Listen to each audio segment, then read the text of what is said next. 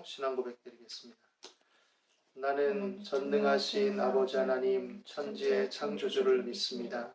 나는 그의 유일하신 아들 우리 주 예수 그리스도를 믿습니다.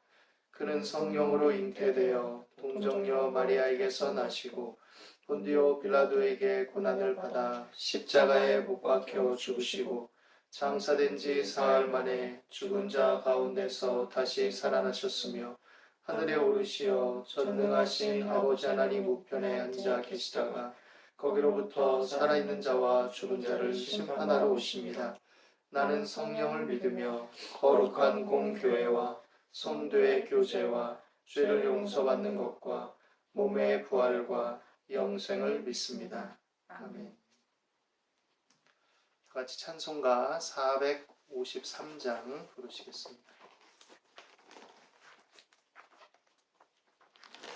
453장입니다.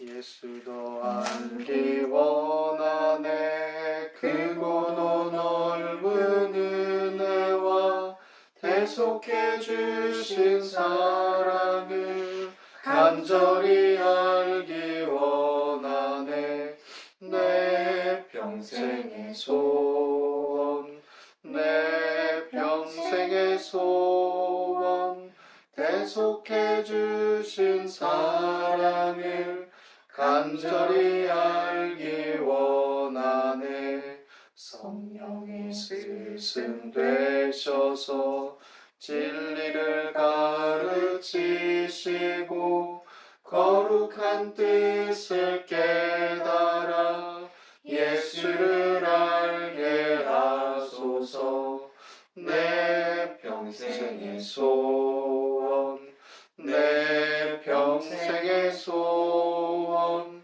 대속해 주신 사랑을 간절히 알기 원하네 성령의 감화 받아서 하나님 말씀 배우니 그 말씀 한 절 한 절이 내 맘에 교훈 되도다 내 평생의 소원 내 평생의 소원 대속해 주신 사랑을 간절히 알기 원하네 예수가 계신 보좌는 영광에 들려 있도다 평화의 왕이 오시니 그 나라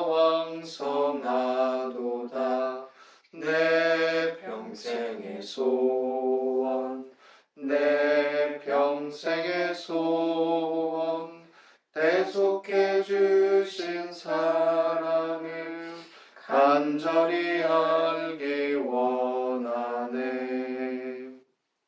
기도하겠습니다.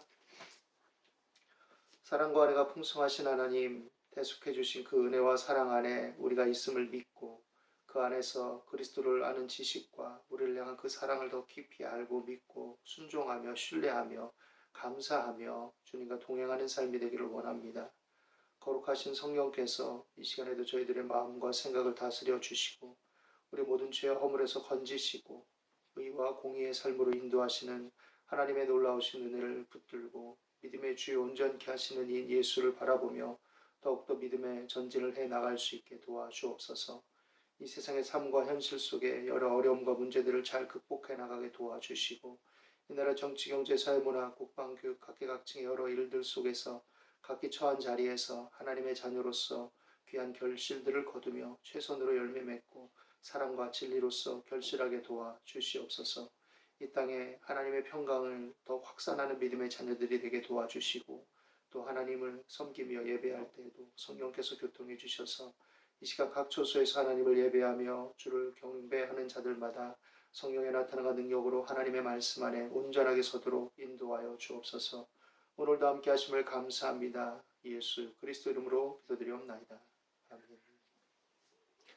하나님 말씀 보시겠습니다. 누가복음 4장 16절에서 30절 말씀입니다.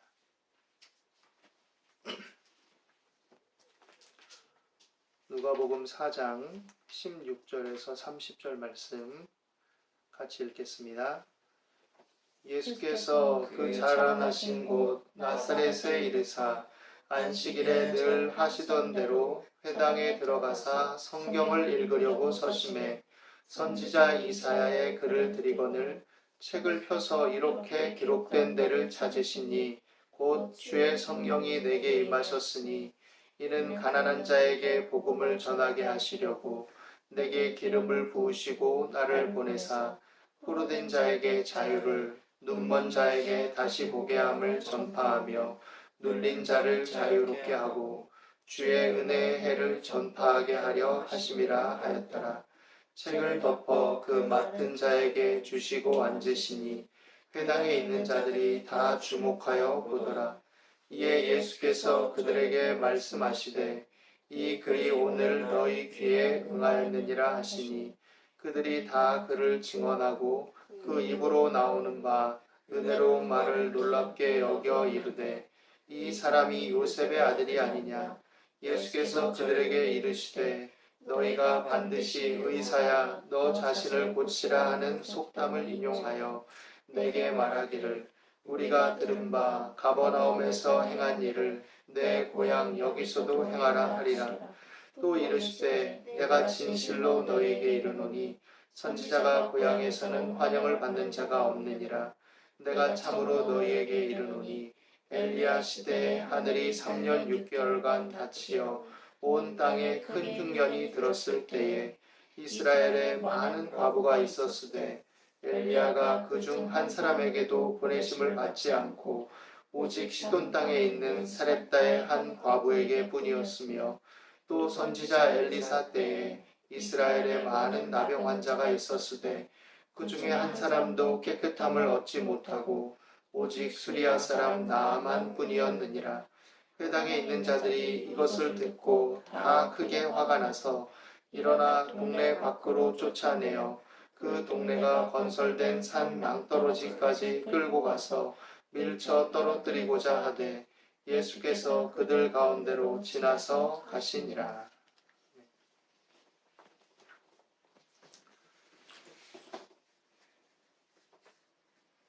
예수님께서는 이사야서에 예언된 말의 근거에서 본인이 오늘 이 말씀의 장면에서 읽으셨듯이 그대로 어찌 보면 회복과 치료의 주로서 오셨음을 알 수 있습니다. 이 회복과 치료의 주로서 오신 예수님은 오늘 우리가 읽은 말씀에 보면 오히려 배척과 또 비난을 받는 처지로 또 목숨의 위협을 받는 처지로 내몰리는 한 장면을 보게 됩니다. 이 앞선 말씀에 보면 예수님이 먼저 성령의 충만함을 입으신 후에 일어난 사건은 광야에서의 시험입니다. 성령 충만을 받고 하나님의 아들로서 선포되어지고 그리고 나서 첫 번째 있었던 어떤 성경상의 기록의 증언은 무엇이냐면 성령에게 이끌리어 광야에서 시험을 받으셨다라는 것이죠. 줄이고 금식하면서 사단의 시험을 통과하셨습니다. 성령 충만을 받으면 어찌 보면 하나님의 은혜로 충만한 것이고 하나님의 자녀로서 인치심을 받으신 것이고 그렇다면 모든 삶이 평안하고 행복하고 만사 형통해야 되지 않을까라는 것이 어찌 보면 신앙인들이 많이 가질 수 있는 그런 보편적인 인식일 수 있을 것입니다.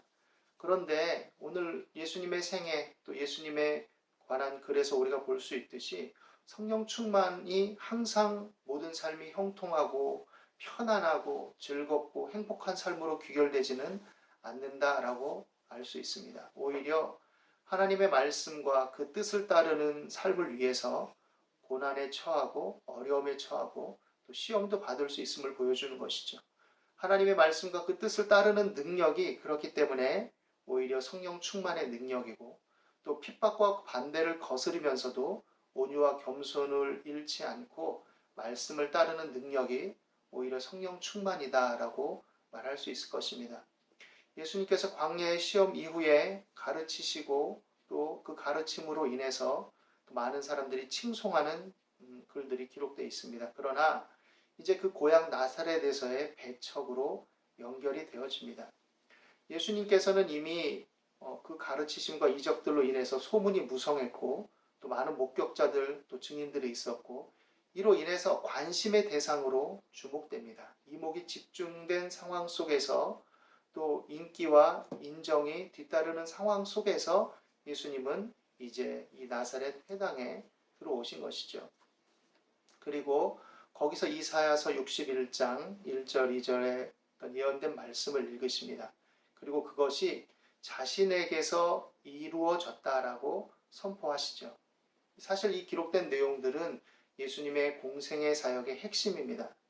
이사야서가 증언하는 내용, 특별히 이 예수님의 회복과 치료, 가난한 자, 포로된 자, 눈먼 자, 눌린 자를 치료하고 회복하고 함께하는 이 능력으로서의 치료와 회복, 이것은 사실 이스라엘의 역사적 연속성에서 나온 예언입니다. 하나님의 백성들로 택함을 받았지만 그들의 거듭되는 죄악과 허물로 인해서 결국 남과 북이 나뉘게 되고 북왕국 이스라엘이 아수르에 의해서 멸망당하고 그로 인해서 여러 가지 불안정하고 어두운 정치적, 종교적 상황 속에서 이제 남은 유다마저도 그 전철을 밟아서 바벨론에 의해서 침략을 받고 고통을 받죠. 그러나 이제 이사야 선지자는 이 두 역사적 현실들을 다 거론하지만 뒤에 가서는 그의 기록 속에서 뒤에 가서는 회복을 얘기합니다. 회복. 메시아가 도래하고 이런 회복이 있을 것임을 예언하죠. 그러나 예수님께서 읽으신 후에 자신에게서 이것이 이루어졌음을 선포하신 다음에 그들에게 한 말씀은 오히려 화를 돋구는 말이었습니다. 예수님께서 어찌 보면 왜 이런 말씀을 하셨을까라고 의문을 가질 수 있습니다. 이미 관심이 대상이 되었고 이목이 집중되었고 이 회당에 모인 청중들은 은혜로운 말에 놀라고 또 한편 요셉의 아들이 아니냐고 서로 말하면서 기이 여겼지만 그럼에도 불구하고 그들이 들은 소문과 또 그들이 지금 듣고 있는 이 은혜로운 말로 인해서 기이하게 여기는 상황이었죠. 이런 상황에서 예수님이 오히려 기적을 행하고 어떤 능력을 나타내시고 더 말씀을 가르치셨다면 오히려 자신을 부각하고 다른 사람들의 이목을 집중해서 그 사역을 효율적으로 집행할 수 있지 않았을까라는 생각을 할 수도 있습니다. 그런데 예수님은 오히려 도발적인 말씀을 하시는 것이죠. 엘리야 시대의 사렙다 과부 얘기를 거론하면서 사실 이스라엘에 많은 과부들이 있었지만 선지자가 보냄받은 것은 사렙다 과부, 이방인 과부였다. 그것은 뭐냐면 보냄받을 만한 사람이 없었다는 겁니다. 하나님의 백성이라고 자부하는 자들 중에 선지자를 그렇게 청종하고 대접한 사람들이 없었다라는 말이죠.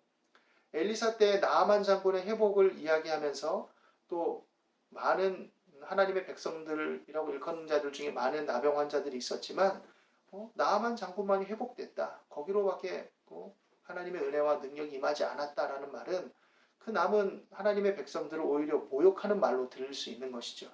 이렇게 도발하신 것입니다. 예수님께서 그들을 비난하고 정죄하기 위해서 이런 말을 하신 것이라고 생각되지는 않습니다. 오히려 이렇게 말씀하신 이유는 예수님의 어떤 은혜로운 말씀과 그 이적적 능력에 대한 증언들로 인해서 감흥해졌고 이제 우리가 회복되는구나 라는 어떤 열망, 하나님 나라가 회복될 것이다. 이스라엘이 회복될 것이다. 이방의 압제를 벗어나서 우리가 정치적으로, 경제적으로, 종교적으로 회복된 나라가 다시 도래할지도 모른다라고 싹트는 그런 열망과 또 소망들 이면에 그들이 진정으로 인식해야 될 것이 무엇인지를 얘기하고 있는 거죠. 이사야 61장의 회복에 대한 말씀은 사실 앞선 북이스라엘과 남유다로 쪼개진 그런 상황들, 그리고 그들의 하나님을 거스리고 또 결국 멸망하고 고통을 당했던 그 역사적 인식과 현실을 받아들이고 거기서 성찰을 하고 반성을 한 이후에야 유효하고 의미 있는 말입니다. 하나님이 세상을 이처럼 사랑하사 독생자를 주셨으니 이는 저를 믿는 자마다 누구든지 멸망치 않고 영생을 얻게 하려 하심이라 하신 이 말씀, 그 은혜의 말씀은 그 은혜의 복음, 십자가의 대속의 피 흘림이 무엇 때문에 필연적으로 일어날 수밖에 없었는지에 대한 죄에 대한 숙고와 성찰과 회개와 돌이킴이 있을 때 의미 있고 은혜로운 말씀이 되는 것과 마찬가지인 것입니다. 그래서 이스라엘 백성들, 유대 백성들에게 역사적 연속성 속에서 그들의 현실을 돌아보고 자신들의 죄악과 허물들을 직면하고 회개할 것을 촉구하는 그 연속성의 말씀이라고 할 수 있을 것이죠. 그러나 예수님의 이 말씀은 그들에게 불쾌함과 분노만을 자아냈습니다. 예수님의 이 도발 이면에 담긴 그 애틋함과 또 하나님 편으로 돌아서기를 원하는 그 마음에 대해 그들은 알아차리지 못하고 그릇된 반응을 보이는 것이죠. 돌이키고 반성적으로 성찰하고 회개하신 대신 분노하고 배척한 것입니다. 우리는 어떻습니까? 우리는 하나님의 자녀로 자부하고 또 하나님의 뜻을 따라 산다고 하는데 때때로 우리 삶의 문제들이 지적되어지고 또 누군가가 권면하고 조언할 때 자신을 정말 바르게 성찰하고 돌보느냐라는 것들, 이 작은 것들이 사실 하나님의 백성으로서의 삶의 자세를 가지고 있느냐 아니냐를 말해주고 있는 것일 수 있습니다. 그렇기 때문에 항상 자신을 합리화하고 또 자신의 어떤 욕망만을 내세우는 대신에 하나님의 말씀 앞에 또 하나님의 말씀으로 권면하는 사람들 앞에 귀를 기울이고 겸손한 태도를 가져야 될 것입니다. 이 예수님을 대적하고 예수님께 또 나쁜 마음을 품고 오히려 죽이려고까지 낭떠러지까지 끌고 갔던 이 사람들은 어떤 마음을 가지고 있었을까요?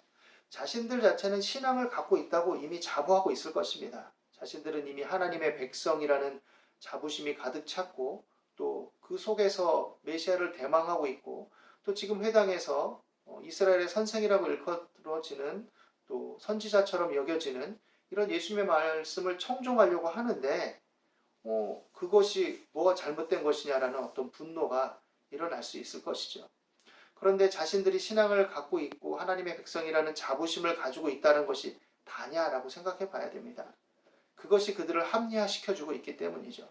두 번째로는 이방의 압제, 로마의 압제 속에 있는 현실, 그리고 이에 따르는 사회적, 경제적인 박탈감 등으로 인해서 내면에 잠재한 박탈감과 또 그것을 인해서 하나님 나라를 고대하는 그 마음들이 뒤섞인 그런 상황에 있었는데 이들이 가지고 있는 어떤 압제와 박탈감에 대한 분노가 잘못된 방식으로 표출되고 있는 심리적 어그러짐을 생각해 볼 수도 있을 것입니다. 고난은 자신을 합리화하는 가장 큰 무기가 될 수 있습니다. 자신의 박탈감과 결핍은 다른 사람들과 또 다른 대상들과의 비교 속에서 자신을 합리화시키고 자신의 잘못을 돌아보지 않는 가장 큰 무기요 또 하나의 훈장이 될 수도 있다는 것을 우리는 생각해야 됩니다. 회당에 모인 것은 말씀을 듣고 뭔가를 기대했다는 어떤 그런 자세를 우리에게 보여줄 수도 있지만 이런 신앙적 기대 심리의 바탕이 무엇인가를 그들은 예수님의 말씀을 통해서 돌아보고 성찰했어야 했을 것입니다.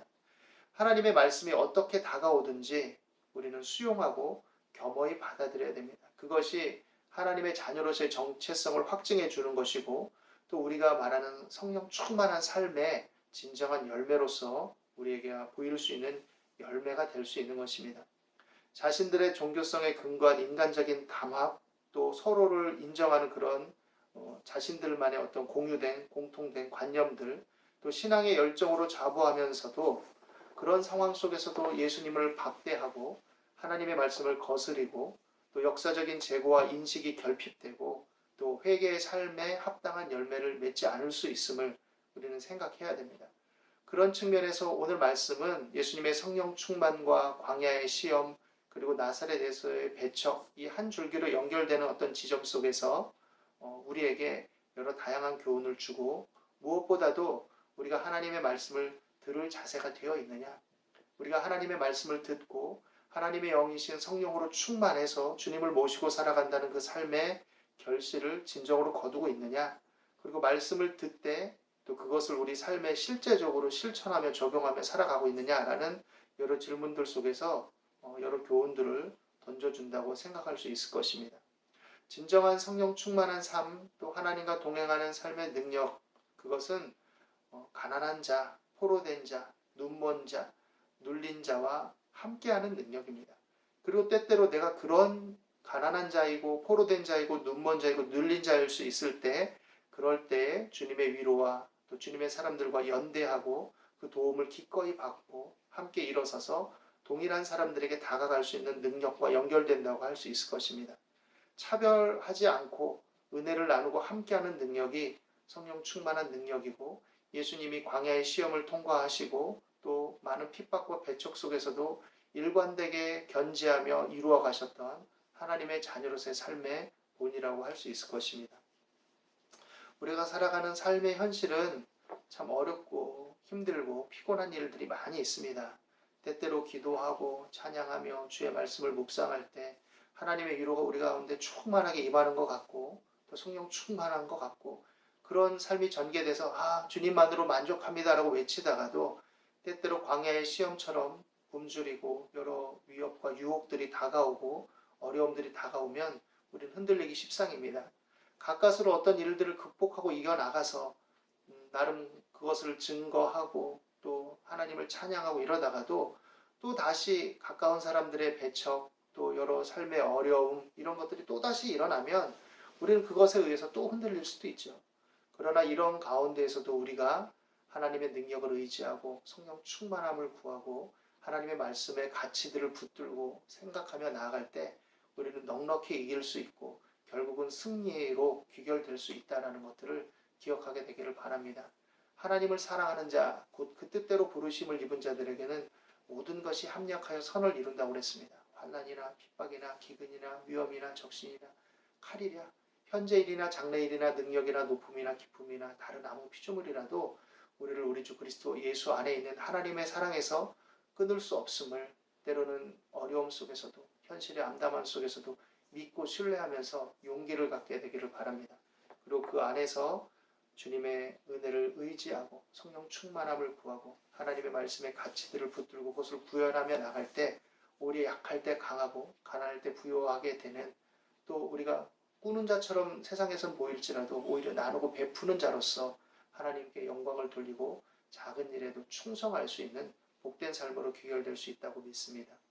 여러분들 칭찬과 반대 또 기쁨과 슬픔 또 어려움과 즐거움 여러 가지 것들이 혼재해 있지만 이 사이 속에서 이 칭찬과 반대 사이에서 취하신 예수님의 삶의 태도들을 그 보이신 본을 통해서 우리가 주님의 은혜를 의지하고 나와 동행하시고 함께 하시는 주님의 능력을 의지하며 나갈 수 있는 매일매일의 삶이 되시기를 예수님의 이름으로 축원합니다. 기도하겠습니다. 하나님 아버지, 우리는 약하나 주님의 권세가 많음을 믿습니다.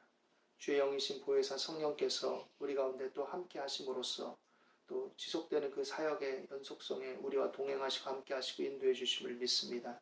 우리에게 성령의 충만함을 주시고 그 충만함으로 말미암아 주님의 자녀다운 삶의 태도와 또 말씀의 가치를 붙들고 더욱 전진해 나갈 수 있게 도와주시고 어렵고 힘겨운 이 시기들을 잘 극복해 나가며 열매 맺는 삶이 되도록 인도해 주옵소서. 돕는 손길을 베풀어 주시고 또 필요를 공급하여 주시고 길을 열어 주시옵소서. 오늘도 함께 하심을 감사합니다. 예수 그리스도 이름으로 기도드립니다. 아멘.